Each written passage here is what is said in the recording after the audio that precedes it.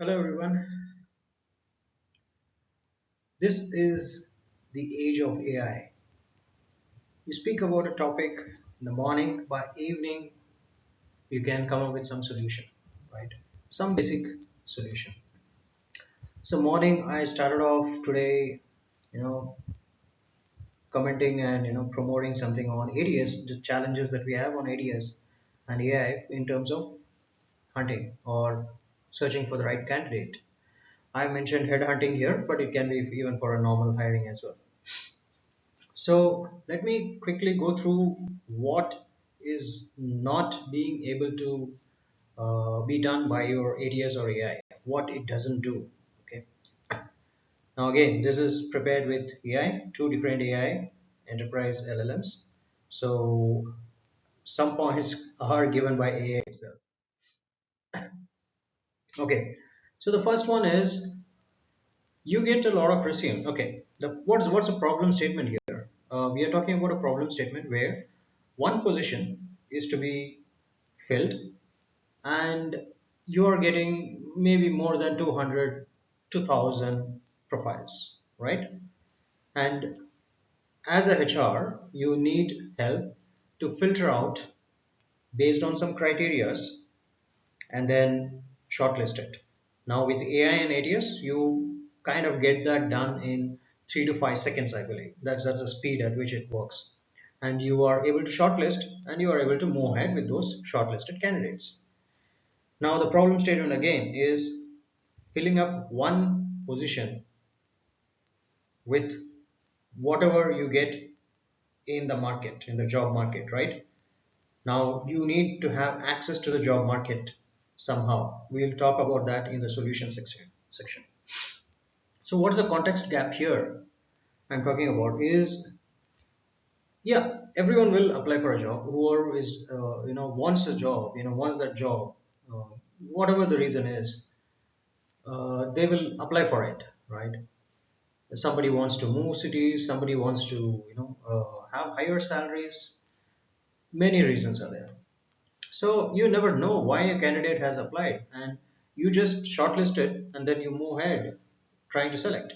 Maybe have you missed somebody else who could have had a better priority based on your business alignment? Never know. Missing the story behind gaps. Now, it's possible that you automate to filter out those which have gaps, but we are living in an age where there will be gaps. There will be gaps even for the HR recruiter will have job gaps. So everybody will have job gaps. There's another challenge that the policies have to be changed, and then you have to look at how you look for the right candidate and to have the reasons, in terms of what kind of breaks they had and why they had those breaks. So a lot of reasons will be there. Sabbatical is one, maternity is another one. Then pivots. Sabbatical is not that common in India, but maternity is quite often.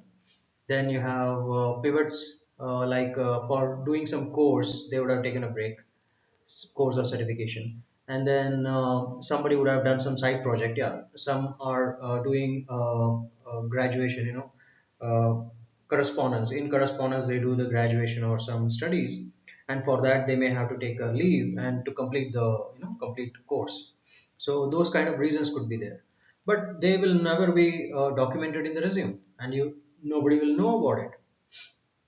Zero signal on culture fit. Yeah, I myself am a great example here. I have worked for all the big companies. I know how what it means to imbibe a culture. So that never comes out just by looking at skills and just looking at what I have done there in that company. Personal mission. That's a good thing, which never comes out. Some may usually align themselves towards a particular way of working and particular line of work, so that they can dedicate their life in that area. So that's a good point that we have, and I don't think our automated solutions can identify all this. Then you have your resume is written for the algorithm. Now, first of all, you have a JD which is never complete. Honestly, I myself have worked for 10 companies and I know how the JDs are written in a hurry. and it never carries everything that a person needs. Sometimes it's bloated with too many things, and finally, when you get the job, it is much simpler. And vice versa also. The job description may not have much, and then when you actually go in and work, you are overloaded. Both ways it's possible, and it never comes out. And we are trying to force ourselves to provide our resume, that is, as candidates, towards this JD, which is incomplete already, right? And that's a clear gap. Career switch blind spots. When did a person move? Sometimes, yeah, you get a you candidate would have spent a time, would have got a promotion in between. That promotion may not be actually be there in the resume, right? It's only the final title that one carried will be the in the resume. It never says that I was promoted from this day and then I continue to do the same work. It never says all that. So it never gives you that option, option to study the resume well. Next is lateral movement or downward movement. That both are possible. So in a lateral movement, person would have switched from one domain to another. That usually will never get highlighted even by AI may not highlight that. Saying, oh, the candidate moved from finance to operations or something like that. So, and how did they move? They make a move. It's an interesting thing, right? We all want to know how somebody makes a move from one area to another, and that's the very interesting part. And it never highlights it. It never gives you the key point saying that hey, this guy has moved from here to here using these particular strategy, and that could be helpful here in this job. Nowhere it's mentioned. Risk appetite does their trajectory reveal? What is the risk appetite does their trajectory reveal? Yes, I changed jobs, 10 jobs in 20 years. What's my risk appetite? Somebody stays too loyal to a company. What's their risk appetite? It's all up to you, I don't think these things are ever, identified when you do the automated search. A job hopper may actually be rapid skill acquisition. That's a positive. But again that has to be seen against loyalty, right? So I leave it to you guys on how this goes through. The depth set deficit. So when the resume filters don't look at how much, what is the effort you spent in a particular role, what you learned in that. Somebody would have spent 5 years in a particular role without learning much. It will never show. Somebody would have gone into a very tough project and learned a lot within a short span. I don't think these things will be available to you just with ATS. I don't think it will be available to you. Soft skills blindness. Yes, this is something that I usually emphasize. Even I just met a group of fresh graduates. I told them the same thing. Even if they were school leaders or captains in sports, or they took some lead as a group, I have asked them to highlight it. These are some things that never comes out. There are a lot of small things that we would have done in our life which may have to be highlighted during that period. It may not be during our work life, work life stage, but it could have been prior to that. And those things are never highlighted. You know, there could have been a very smart way of handling some budget. Let's say somebody has done a science project in their college or in their school, and the budget was given to them, and the guy managed the budget. That's good skill, and no appreciation in the market, no consideration through the resume. Why? This has to be answered both by the organization as well as the technology that we implement. Okay, so that's what I mentioned. It could be in schooling, voluntary work that they do, and all those areas that has to be identified and highlighted by the tool. Social media void. I love this. I'm a guy who talk about all sorts of topics on LinkedIn. I'm not sure how much is getting picked up. Do you pick up only based on my skill, which is cybersecurity, or do you base it on a lot of other areas that I contribute on? So that's something that, and again, I'm posting videos. Does ATS pick it up, or your automated tools pick this up? So these are some of the areas where your ATS or your even your AI based tool may be missing some of the links here. Okay. Mainly if you base your complete search with only with that one document, a 5-page document or a 6-page document, it just doesn't tell much about the candidate. It is not enough. By the way, we should be moving towards video profiles. I'm not sure when that's going to happen. So this kind of gives you a highlight of all the areas that doesn't get covered by the current tools, right? We have to move away from keyword matching because keywords are given maybe in a particular time period, and then it stays there as a static way of that just stays static. It doesn't change, and in the busy days of our life we may forget to change it, right? The criteria may not change.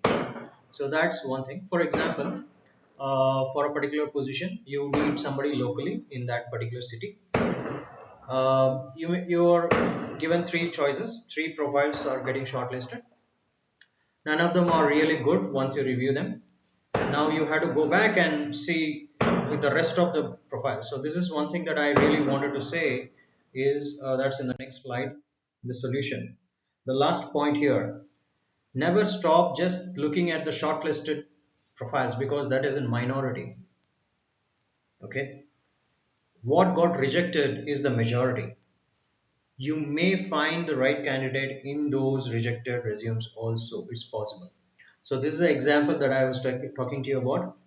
Location specific, you got three shortlisted. It's possible that all the three doesn't really fit in, and you have to expand your search. That means you are revisiting that rejected candidates list, right? So this should be the way to go. Now, how do we do it with AI? It is very interesting because here I'm putting the simple way of developing your own HR search function. Okay, own search function. Why? Because you don't need to just use those set practical, set uh, criterias in the job portals. They will give you something to do with okay, location, filter, years of experience, filter, and then you put those are static filters. Do away with them. AI gives you the capability to do away with them. What you need is just access to that database. Every job search, they are holding databases of profiles, resumes. That's all you need. Once you have access to them, you give this kind of with simple vibe coding you can give what I have mentioned here. You can give your use case, okay, and say that you want to connect to those databases only. Most of them, again, I have mentioned some of these companies here. All of them don't have API connect right now. They don't give API access and give a subscription to you guys.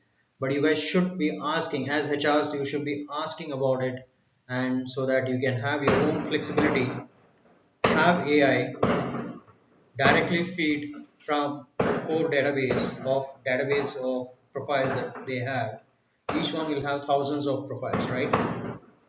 Get that integrated with your AI, and then once you have the basic thing searches done, you try to budget in one AI engineer who can improve that app for you.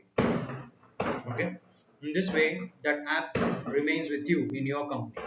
This is a value add you can give to your company and to yourself. So once you have this, you can start looking at filtering the way you want. You put a different reason, it will go and search, fetch more. You can have some memory around this, you can have some temporary databases, but all that is with the AI engineer will be able to do that for you. Until then, you will be doing a direct pitch from the internet, from all the job portals and the job these Naukri.coms, job seeker and all this. So, and again, what this means is the load on your databases with your enterprise level job portals will be gone. You don't have to, as big enterprises, you don't have to keep saving your resumes there. You have to have a cleanup. You need to ask your candidates to refresh it when they apply for new jobs later. This is for mainly for enterprises or big companies. They don't need to have their own databases anymore. They can just do away with them.